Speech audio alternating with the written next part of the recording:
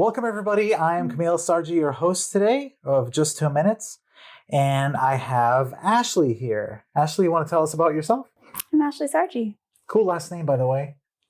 Same as yours, because I'm your wife. And I love you. I am the owner of Haven and Harmony, which is a business that works to combine real estate and wellness. And I do that as a real estate agent with Gold Door Realty.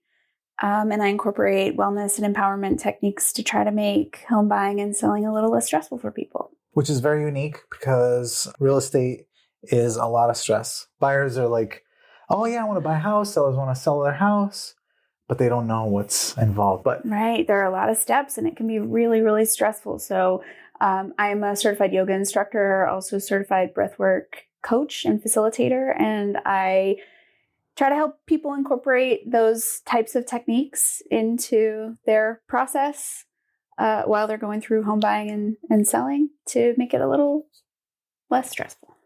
Awesome. Yeah. Ashley, you're here today because the show is called Just 2 Minutes. Mm-hmm. And just for the viewers, if you're seeing this and you're not listening, I mean, if you're listening, you won't know what's going on. But don't worry, we are still in Gold Door headquarters. The room I'm in is Ashley's office. Yeah. So Thank don't you be for coming scared. into my space. Yeah. If it wasn't in Gold Door, I wouldn't have you come to my place. The pink couch, though. This is my character. This is a representative of your favorite me color. and my fuchsia. This is the color of my business, my main color for my business, and yeah. And that's why I picked the timer today. It matches purple color. And the timer is now. Ashley, if you were to be a flower, what kind of flower would you be? That's a really good question. What kind of flower would I be? So, or at least like what color are you envisioning of the flower? Yeah, I really connect with Queen Anne's lace. It's kind of a weird one, but it can grow. I'm from West Virginia, and it grows abundantly in my home state, like on the side of the road. It feels like it can grow everywhere, and it's just always beautiful. Even though it's not my favorite color, but because it's white, but it looks like lace, and it's just it always feels fancy, even though it's right by the side of the road. All right. I love it. I'll have to look that one up. I have it tattooed on me, actually. All right. I won't show everybody. What's your favorite arcade game? Arcade game? At an arcade, I prefer like the competitive games, like where two people can play at the same time. I like skee ball. I could do that one. Okay. I like basketball. And then I'll play like shooting games or something, as long as more than one person are playing at the arcade. Okay. If you were to have a cup of tea with anybody in the world and people that lived in this world in the past, so they don't have to be alive. Could be living. Who would it be? Well, the first person that popped into my mind is my mom, because I don't get to see her very often because she lives far away. What kind of tea would you have with her? Any kind of tea. Would be lovely. Wow. What do you think of those questions, Ash? Those are good. Is it okay to call you Ash? Yeah, of course. I'm trying to be professional here. You're my husband. You don't have to be professional. I have to be professional for the audience. Oh. They're watching this. They're like, this is a very professional man doing his professional. You do look really professional. And I enjoy your sock choice today, too. You have really good sock game. I do want to say that. Thank you. Yeah. Okay, enough talking about me. And no, you do that on your own, too. That's the other thing that people should know about you, is that you dress yourself, and you were very, like a lot of wives dress their husbands. You dress yourself, and you were very stylish. So yeah, I think that's important for people to know. Yeah. Thank you. All right. So Ash, very exciting. You're combining wellness, yoga, breath work, all these different things into real estate because like, how did you create this? Did you see a need for it in the market or being an agent? And so I got my yoga certification last year, and I also found breathwork to be really interesting.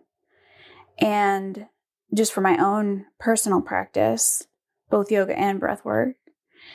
And they've both made a tremendous difference in my own well-being.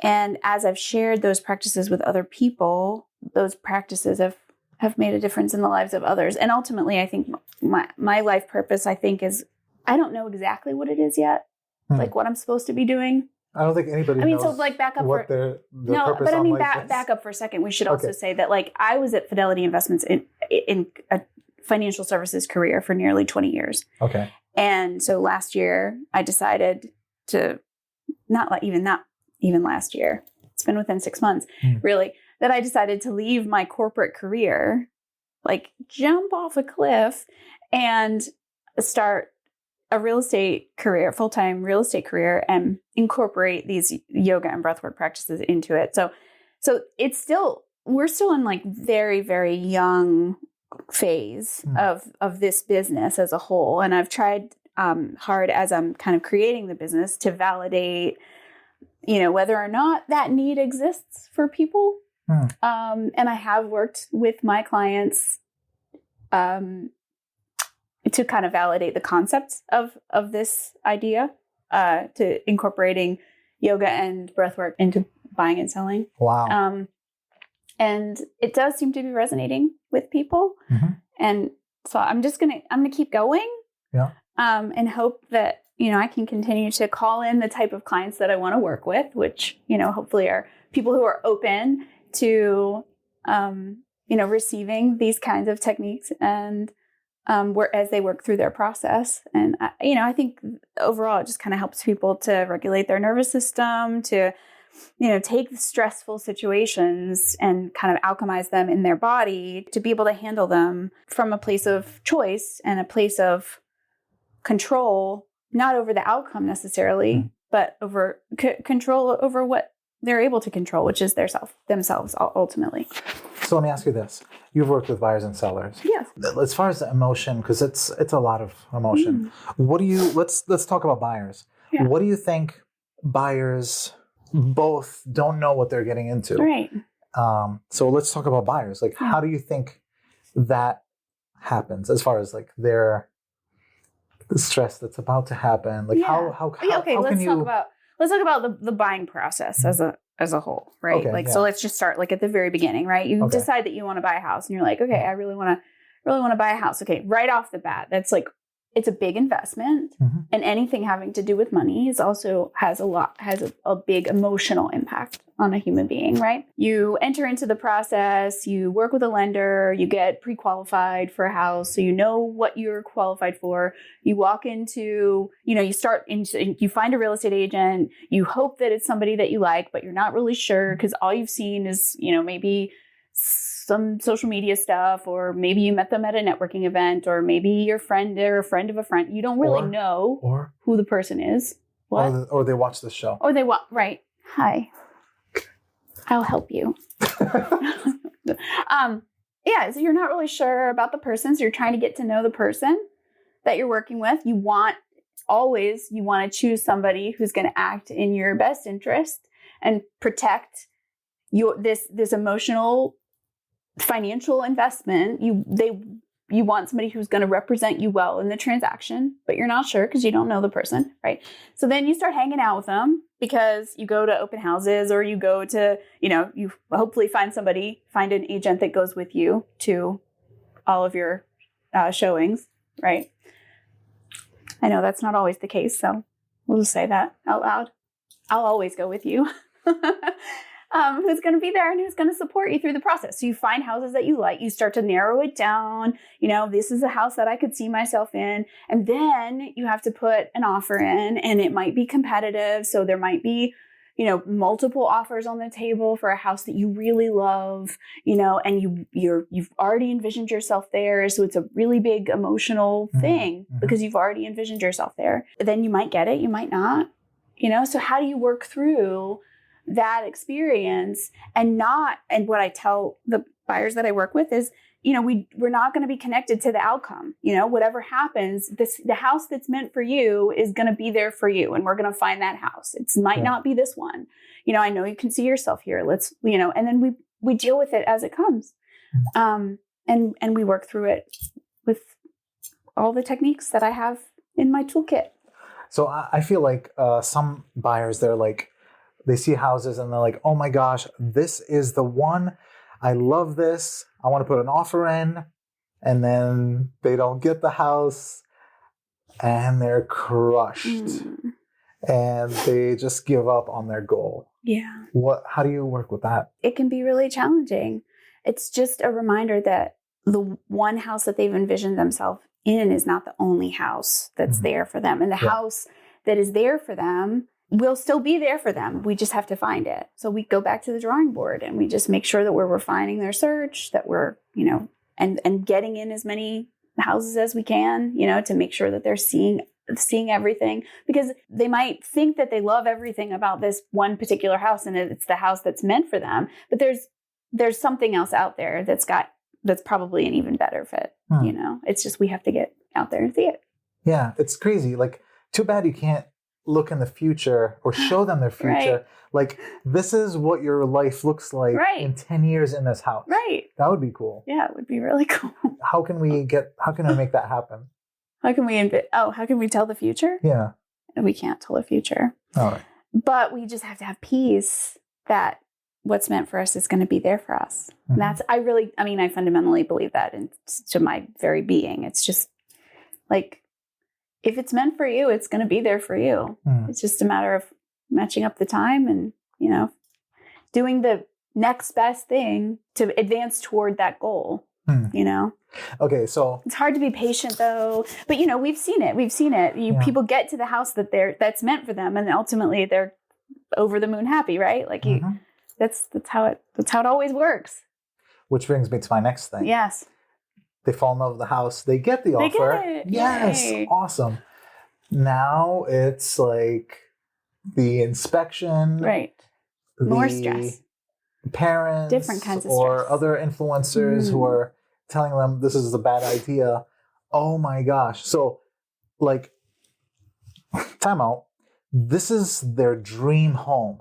This is like, I want this house. I see a future in this. And then all of a sudden, they're like, they get the inspection back and there's a million things on the list. Yeah. And they doubt the house. Right. Yeah. I mean, every house is a million things. Right. Every house. So that's where I was headed with the that. outlet's missing a screw. Right. That's on the report. But that's a thing that people should always keep in mind. Yeah. Is that every inspection has a million things. So just because it has a million things does not mean that the house is broken. I just want to make sure that you're connecting with this. Watch this. Just because the inspection has a million things on it doesn't mean that it's a broken house. Every inspection has a million things. Yeah. And trust your agent when they say, hey, these are like big items you should worry about. And the agent's going to negotiate. Yeah. Then the agent takes that inspection list and says, these are the things that really matter. Let's ask the seller if they'll fix these things and see if they're receptive to it. And then you leave it to your agent to, again, the reason you pick your agent is so that they're going to represent you well in those conversations and that they're going to look out for your best interest in those conversations. So what's up with the doubt? Let's say they passed the inspection, everything's great. And now they're doubting they should have got this house.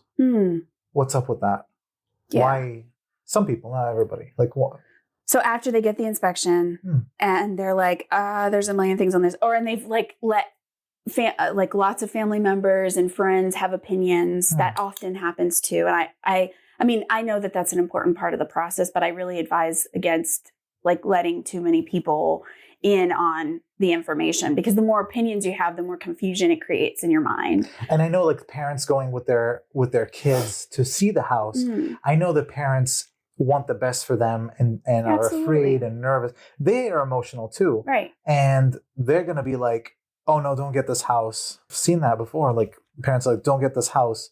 And they're like, oh yeah, I don't want it. And they get something else. Or don't get this house. And the kid's like, I don't care what you say. I'm going to get this house because I love it. Yeah. And, 5 years later, they've redone the place. It looks awesome. Yeah. And I just always try to invite people to remember how they feel, when they are in the house, like why they chose it in the first place. And if they were not aligned, if they were in that house and they were like, I just need a house, that's, and maybe it's not the right house for them, but if they walked into that house and they were like, oh, this feels like home to me. This feels like a serene environment that I can live my life in and be really happy. And they'd envision themselves in that. And now they're letting the inspection, or not even the inspection, other people's opinions influence that peace, that space created in them. Then, I just kind of invite them to remember how they felt, and hopefully make the decision that's right for them. Because ultimately, it doesn't matter to me. I'll keep looking at houses with you. We'll keep at this for as long as it takes. But it's important you are able to advocate for yourself enough to hold on to wherever your peace lies. So, and if it's in this house, then what do we have to do to make sure we hold on to that? Yeah, I imagine it's tough for some people because they're like super connected emotionally with the whole process. Yeah. But then again, like if it's not the right house, or if, your relatives are making good points, or, whatever, and it's time to walk away, I help you do that too. Like, and it's ultimately whatever the right thing is for you. Coming back to yourself and regulating your own nervous system using the techniques, yoga and breathwork techniques that I have and that I make available to my clients, so that you can choose from a calm place and not a super emotional place. It's from, how do I feel in my being, in my gut, in my heart, aligned through and through. I'm making these decisions as we're moving through. Yeah. So that's the buyer side. I mean, besides like other things. So let's talk about sellers now. Like selling a home. How's that? Well, selling becomes really emotional because you're inviting somebody else to come into your house, and then they're going to pick it apart. And it's been your place for however long you've lived there. And now these other people want to make changes to it, or they either don't think it's perfect, or they're like criticizing your baby, You mean agents that are going there to give them advice on what they... And no, if you've listed... actually, we could start at the beginning. Okay, yes. Let's start. You decide you want to sell your house. Okay, right off the bat, that's a very emotional thing, because who knows how long you've been there. Like, even if you've only been there for a year, it's been your home. But, you've been there for 30 years and you're maybe downsizing, or the house is too big for you, or, you've decided to change because you live in a Cape and you need to move to a ranch because it needs to be all one level, because you want to age at home. That's a really emotional decision because it's where you've raised your family. Perhaps it's where it's been your place. Your heart has been invested there for as long as you've been there. So that's really emotional. You pick an agent that you want, again, to be able to hold your hand and support you through that process and make you feel confident in the decision that you're making ultimately, again, because you have a change in life or lifestyle or, whatever the circumstances are. So you need somebody that's going to be right there next to you and really be able to hold you in that time.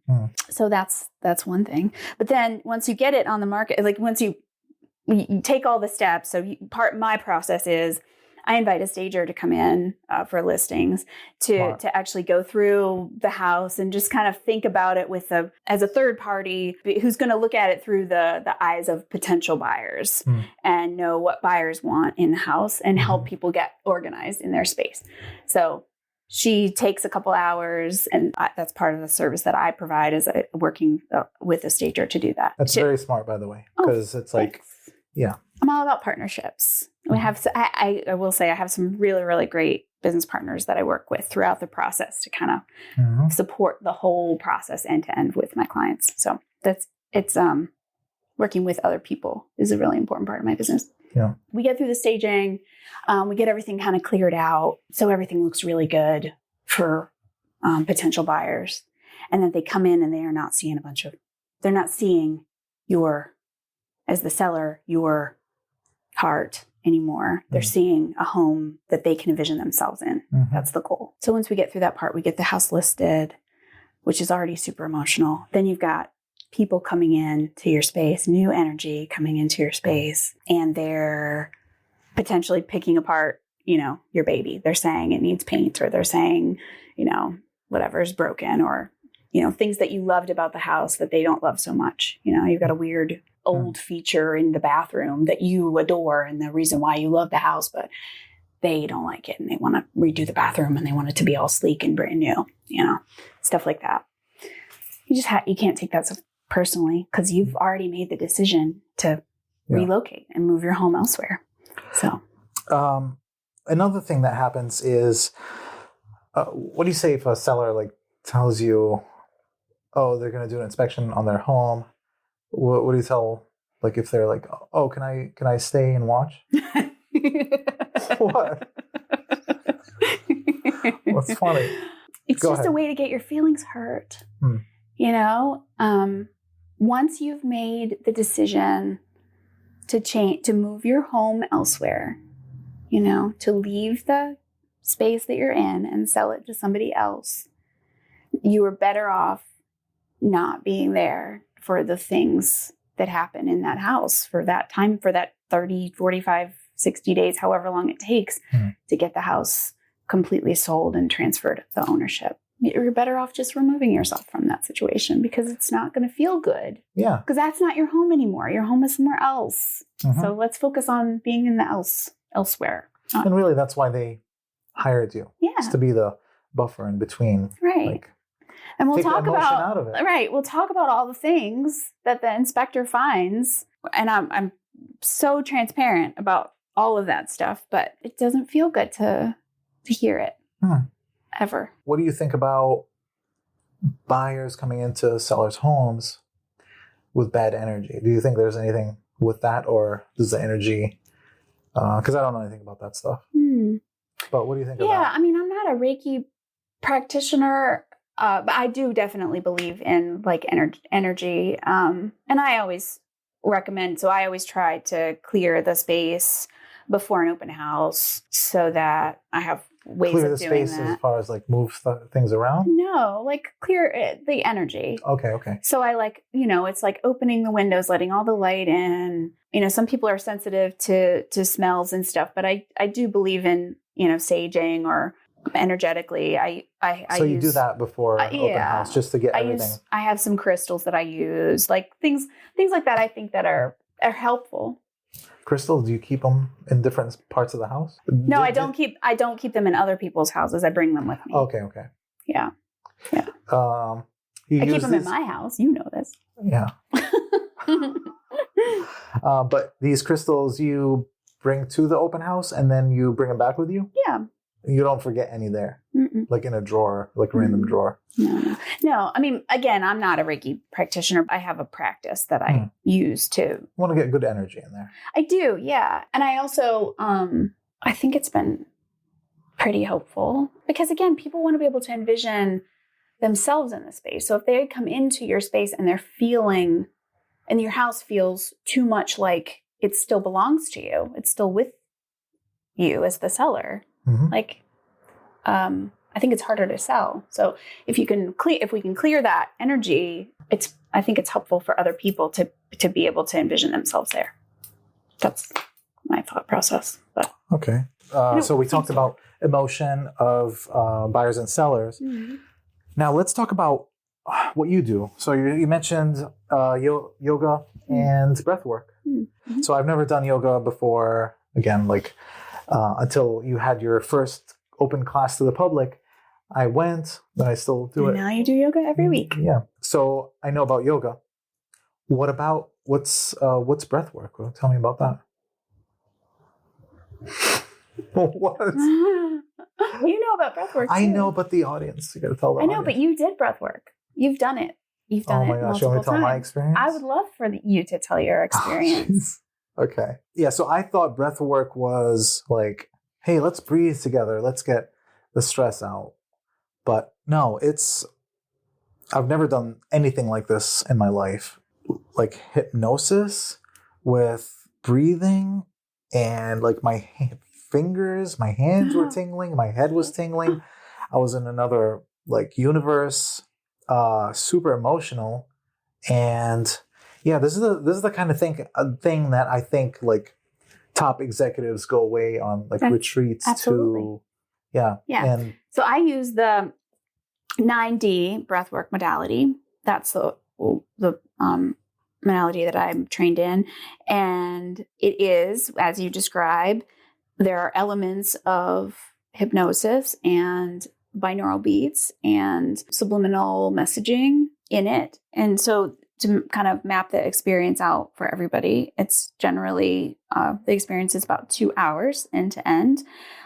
So usually I do one-on-one journeys as well as group journeys. And one-on-one's like ultimate. Yeah. Because I can't even imagine what a group setting would be like. Yeah. Because I don't think I would let myself go that much. Right. Yeah. So there's a good distinction. I think there's value in both, but for sure the one-on-one journey, I'll just describe that. So I kind of open up the space. We have a little discussion. We talk about intentions for the session, kind of what's been going on in a person's life. I have a plethora of journeys that I can choose from. I think there are 30 different what was the one journeys. Now you did abundance, okay, which is directly related to financial success in business. So real estate agents should do that. The abundance one. I highly recommend it. Yeah. But you have other programs too, and I'm sure you use. Yeah.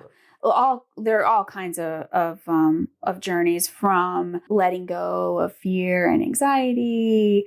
There's abundance. There's a life abundance journey there, which has to do with kind of personal finance, and then a business abundance, which is the one that you did. There's also grief journey. There's down regulation for improved sleep, and there's up regulation. They all kind of employ. There are 30 different journeys. Oh my gosh! Yeah, we can choose from depending on what's going on in your life. So we have a little discussion. Usually, I'll talk to the person beforehand about what's going on when I do a one-on-one, and I try to customize and kind of tailor the experience as much as possible. And so then they come in and we set intentions. We kind of talk about what's their intentions for the journey, and then we do a little bit of movement together, and then they lay down, and I create a cozy little bed. We have blankets and pillows, and whatever makes people comfortable. There's a blindfold, which kind of goes around a person's head, or I have a weighted. Some people that makes them a little claustrophobic. So I also have a weighted lavender and buckwheat mask that's just like a little weight over your eyes, because you want to have your eyes closed for the journey. And then you put on headphones and you listen to it's music and kind of guided, what is like a guided meditation, is kind of how it feels. And you follow the cue of the breather, with my support. I'm right there, with you as you kind of go through, just making sure that you're able to maintain the breathing pattern. And the breathing pattern is dependent on what you're trying to accomplish. So it could be a variety of different things. But so it's a hyperventilation, and there are also there's breath holding that happens in some of the journeys as well. And they all have a very specific purpose that we go through. We talk through before you start the whole thing. And then generally there's also a scream at some point in the journey, which feels really cathartic, right? There's a breath hold that happens usually before the scream happens. So it's a breath hold that can happen for a period of time. And you hold until you can't hold anymore. And then you scream. And the scream is always extremely cathartic for people to kind of, it's a physical manifestation of letting whatever you're holding on to go. Yeah. And it can be a really beautiful experience that you make it feel very safe. Good. Because it's a vulnerable. Very. Yeah. Yeah. And I'm right there the whole time. I try not to interfere too much, but definitely I make my presence known at several points throughout the journey, just to so that you're being supported and that I'm right there with you. And I take a lot of pride in how I hold space for other people and creating a space that makes people feel safe in whatever expression comes through, because it can be a variety of things. And all people will, there's kind of a variety of emotions that can happen in those, like little, deep belly laughter and, and tears can come through as well. And there's some vulnerability, and holding space is something that I treasure. I like to do for people. I highly recommend it. So can we talk about like how you integrated this? Like, do you have products, or do you have a combination of things that you offer someone who's buying or selling a home? Mm-hmm. So I've created course content called Course? Yeah. So it's content that's available online through an online portal for members of this experience. Is Haven and Harmony Home Ownership. And essentially, clients who choose to work with me get access to this content, and it involves wellness content, so yoga flows, breath work, exercises, and for the time that you're working with me, you get unlimited access to that program. And then there are also modules that you can work through as well, related to homeownership organization, the steps in the process, lots of content that's kind of helpful along the way as you're going through your journey. So if they want to go the journey of buying a home, or buying journey of and like selling. Life, buying and selling. Okay, yeah, cool. That's this particular program that I offer. That's cool. Okay, so you offer that and provide them with all this education and support from you. How about yoga? Mm-hmm. So there yoga flows as part in the portal that you have access to as a client of mine. So you can take them online at your leisure. I also teach classes here right behind the Gold Door office in my little studio. And that live class schedule is available on my website as well. That's cool. So you have that package. It's the same package for everybody, or is it unique? So when you enter into the home buying or selling process with me, so listing a home or buying a home or both, I give you access to the portal where you can access unlimited content and the yoga and education content. And then, so that's specific to that program. And then any live classes or breath work or any kind of one-on-one can be scheduled online through my website. Was that your question? Awesome. Just I was wondering if you had different layers, not layers, but levels. Sorry, levels. Yeah, to working with me. Yeah, or that product, or is this one product that you have? Yeah, all the details are available on my website, haven-harmony.com. Folks can go there to take a look at my product offering, and also to look up live class schedules or membership as well for this studio. Awesome. Well, Ashley, this is great information. Very good. It's cool that you have this unique real estate wellness thing going. That's pretty cool. Thanks. How can people find you besides your website? I mean, you could say that again. Yeah, haven-harmony.com. You can find information about me and all the aspects of what I do. Also on social media, Haven Harmony Studio, on Instagram, Facebook, Pinterest, and Spotify, I think, as well. I put all my playlists. Oh, cool. For all my classes. So for people to follow. Yeah. Awesome. All right. Oh, yeah. And you can follow me too. You follow us. Us. Gold Door Realty. Gold Door Realty. Oh, I meant Gold Door Realty. Yes. Gold Door Realty. But then you can also follow us separately, Ashley and me, and as an individual, right? Because you can follow us. I'm also a human being. Yeah. Yeah. Yep. Yeah. Awesome. Yeah. Thank you very much. Thank you for letting me use your office, and this is very nice. All right. Thank you, Ashley.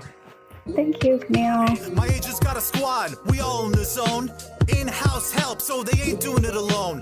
They focus on clients, negotiating win, while the back end's hand 'em, man, that's how we spin. I hand 'em business, watch 'em all climb.